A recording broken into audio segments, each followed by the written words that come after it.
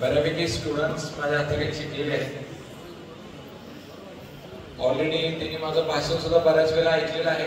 तुमच्या नशिबात जबरदस्तीने आज सुद्धा एक भाषण लिहिलेलं आहे, ते तुम्हाला ऐकावं लागेल. मी फक्त 10 मिनिटच बोलेन.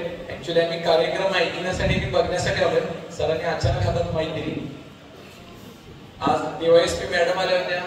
शी told about how you get success in that UPSC exam. तर मी प्रत्येक वेळेला स्पीच स्टार्टिंग करत असताना मी नेहमी सांगत असतो सर्व विद्यार्थ्यांना, विश्वास नागरे पाटील सर त्यांच्या भाषणाची सुरुवात करत असताना ते सुरुवात अशी करतात, ते विद्यार्थ्यांना म्हणतात, माझ्या जमलेल्या गोड गोंडर देखण्या सुंदर रान फुलांनो. ते विद्यार्थ्यांना म्हणतात, माझ्या जमलेल्या गोड गोंडर देखण्या सुंदर रान फुलांनो. ते म्हणतात, मी तुम्हाला रान फुलांनो याच्यासाठी म्हटलो, मी तुम्हाला रान फुलांनो याच्यासाठी म्हटलो की या रानफुलांना काळी कसदार जमीन, योग्य हवामान आणि भरपूर पाऊस ज्याही मिळतो त्याही रानफुलं अशी फुलतात, अशी फुलतात, अशी फुलतात की यांच्या समोर पुण्या मुंबईचे झेंडू, मोगरे, गुलाब पिके पडतात. मेट्रो सिटी मध्ये सिलेक्ट होणारे आपले या सिटी मधले खेड्यातले स्टुडंट आहेत. फक्त त्यांना पोषक वातावरण असण्याची गरज आहे. All the students are lucky that you are getting education in MBC's academy. Both teachers, Patil sir are both they teach you daily. But I'd like to in 2-3 minutes I'd like to motivate you. Motivation खूब important है. मोटा और बड़ा धमाका होने के लिए, बड़ा धमाका होने के लिए एक चिंगारी काफी है. वो चिंगारी का काम हम सब टीचर करते हैं. स्वप्न ते नाही जे झोपल्यानंतर पडतं, स्वप्न ते नाही जे झोपल्यानंतर पडतं. खरं स्वप्न ते आहे ज्याच्यामुळे आपल्याला झोपच लागत नाही. आपण म्हणतात की नाही, जो इंसान पानी से नहाता है तो सिर्फ लिबास बदलता है. जो इंसान पानी से नहाता है तो सिर्फ लिबास बदलता है. और जो इंसान पसीने से नहाता है वो इतिहास बनाता है. वो इतिहास आता इतिहास बनवणारे पुढे काहीतरी चमकणारे ते विद्यार्थी इथंच आहेत. फक्त त्यांना कशाही तरी थोडं स्पार्क देण्याची गरज आहे. मात्र हे सर्व विद्यार्थी आजकाल व्हॉट्सअप आणि सोशल मीडियामध्ये बुडाले, त्यांना जरा त्यातून बाहेर काढण्याची गरज आहे. आणि ते काम MBC's अकॅडमी प्रत्येक वर्षी करत आलेली आहे. Best education you are getting here. बाहेर जग सगळं 97% निगेटिव्ह थॉट्स ने भरलेलं आहे. मी प्रत्येक वेळेला एक कायम स्टोरी सांगत असतो. एक गाव असतं, गावामध्ये एक टेकडी असते. त्या टेकडीच्या उंचावरती आतापर्यंत कोण जाऊ शकलं नव्हतं. त्यातले 10 विद्यार्थी तुमच्यासारखे ठरवतात, व्हॉटएव्हर इट मे बी, आपण या टेकडीच्या वरती जायचं आहे. आणि त्यांनी ते टेकडी चढायला चालू करतात.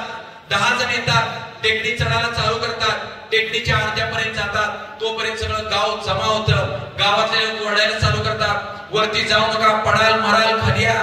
सरपंच येतात, उपसरपंच येतात, प्रेसवाली लोक येतात, त्यांना सांगतात आतापर्यंत कोण गेलेले नाही, तुम्ही वरती जाल, पडाल मराल, खाली या.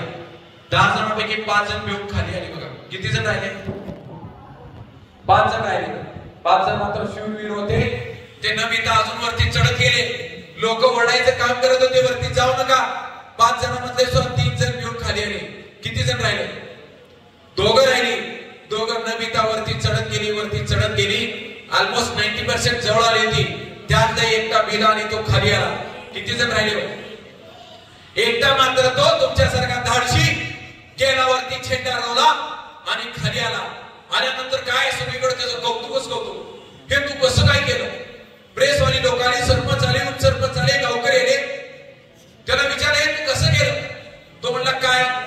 दुसरा म्हणला तुला भीती नाही वाटली का? तुझे 9 मित्र खाली आले, तू कसं काय न भीता जाऊन झेंडा रोवला? तो म्हणला काय? Lot of questions were asked. प्रत्येक जण विचारत होते, म्हणाले काय?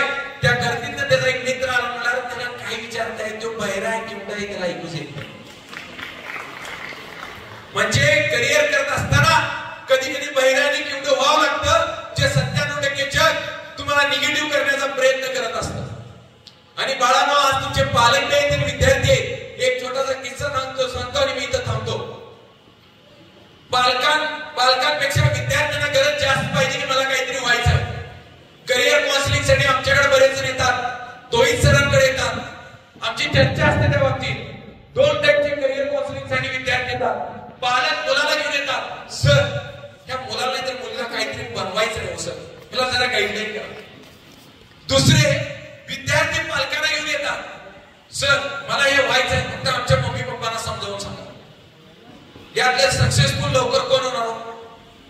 जे विद्यार्थी आई वडिलांना घेऊन आले ते. मग त्याच्यासाठी आज करिअरची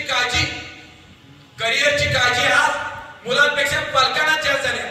कधी कधी आमच्या पेरेंट्स मीटिंग असतात, त्याच्यामध्ये सिलेबस पाठ पालकांना झालेला असतो. पालक म्हणतात सर ह्यो टॉपिक शिकवून झालं नाही, ही कविता शिकवून झाली, तो धडा शिकवून झाले, आणि विद्यार्थ्याला ते माहिती नसते. त्याच्यासाठी एक जोक सांगतो आणि मी थांबतो. आपल्या रेल्वे स्टेशनवरती मी थांबलो होतो. रेल्वे स्टेशनवरती थांबलो तो दोघं रेल्वे धरण्यासाठी पळत होते. एक जण जाड होत होता आणि एक जण स्लिम होता. दोघं रेल्वे स्टेशनवरतीच होतो. रेल्वे प्लॅटफॉर्मवरती आली की दोघं पळते. माझी एक्साइटमेंट वाटली, यांना रेल्वे मिळते. मी माझं काम सगळं सोडलं बाजूला. I was looking at them. They will get the train or not. पळत घामाघूम झाले ते. जाड माणसाला काही पळता येईना, तरी बी तो जीवाचा हाल करून पळत होता. ट्रेन आधी प्लॅटफॉर्मवरती थांबली. ट्रेन निघाली सुद्धा. ट्रेनचा पहिला डब्बा गेला, ट्रेनचा दुसरा डब्बा गेला, तिसरा डब्बा गेला. असं करत ट्रेनचा शेवटचा डब्बा राहिला होता. माझं लक्ष एवढंच, यांना ट्रेन मिळते का नाही. हे दोघं पळत जवळ आले. ट्रेनचा शेवटचा डब्बा झाला. इतक्यात त्या मोठ्याला काही पळायला झालं नाही. तो फॅटी होता, स्लिम वाला जो होता, हे जी जोरात उडी मारली डायरेक्ट ट्रेनच्या डब्यात आणि ट्रेन निघून गेली. दोघांचा एकटा गेला. मला लई वाईट वाटलं. मी त्या माणसाकडे बघितलो, याला किती वाईट वाटलं असेल. आणि थोड्या तो हसायला चालू झाला. आता मला काही समजेना. ह्याची ट्रेन चुकल्याला वाईट वाटायला पाहिजे, रडायला पाहिजे. Y is laughing. मी त्याच्याजवळ गेलो आणि त्याला विचारलं, बाबा मी एवढ्या बघायला तुम्ही दोघं प्रयत्न करत होता ट्रेन धरण्याचा, तुझा मित्र गेला आणि तू इथंच राहिला. तुला वाईट वाटायला पाहिजे, तू रडायला पाहिजे, तू हसतोयस कसा? तो म्हणला, अरे बाबा हसू नाही तर काय करू, जो गेला ना तो मला सोडायला आला. जो गेला त्याला सोडायला आला, जो जाणार तिथंच थांबलाय. अशी आज पालकांची अवस्था झाल्या. पालक मुलाला सोडायला आले, मुलाला काही देणं घेणं, डब्यात उडी मारून पालकच. दिस इज द सिरियसनेस. तुमचा महत्वाचा मेन कार्यक्रम गॅदरिंगचा आहे. त्यामुळे वक्त्याला काय, वक्ता एकदा हातात माईक घेऊन तापल्यानंतर तो काही थांबत नसतो. तुमच्या पेशन्सकडे लक्ष दिलं पाहिजे. असंच एक कार्यक्रमात मी स्पीच देत होतो. स्पीच देत गेलो, मी तापलो. काय नसतो त्यास थांबायचंच नाही म्हणलो. अर्धी लोक उठून गेली. मी म्हणलो राहू दे, अर्ध्या लोकांना तरी भाषण द्यायचं. अर्ध्या लोकांना भाषण द्यायचं, ती ऐकत होती, मी बोलत होतो, ती ऐकत होती, बोलत होती. अर्ध्यामधली मी उठून गेली. 7-8 जणच राहिली. मी बी लई पॉझिटिव्ह थिंकिंग वाला माणूस होतो. राहू दे म्हणलं, 5-6 जण तरी ऐकते नाही, द्यायचंच भाषण. ती बी बिचारी ऐकायला लागली, मी बोलायला लागलो. ती बी उठून गेली, एकटंच राहिलो. मी बी म्हणलो राहू दे, एकटा तरी आहे की नाही, एक तरी ऐकायला माणूस आहे. तरी मी सुट्टी दिली नाही. मी बोलत गेलो, तो ऐकत गेला, तो हसत ऐकत होता. मला लई बरं वाटलं, मी बोलत गेलो.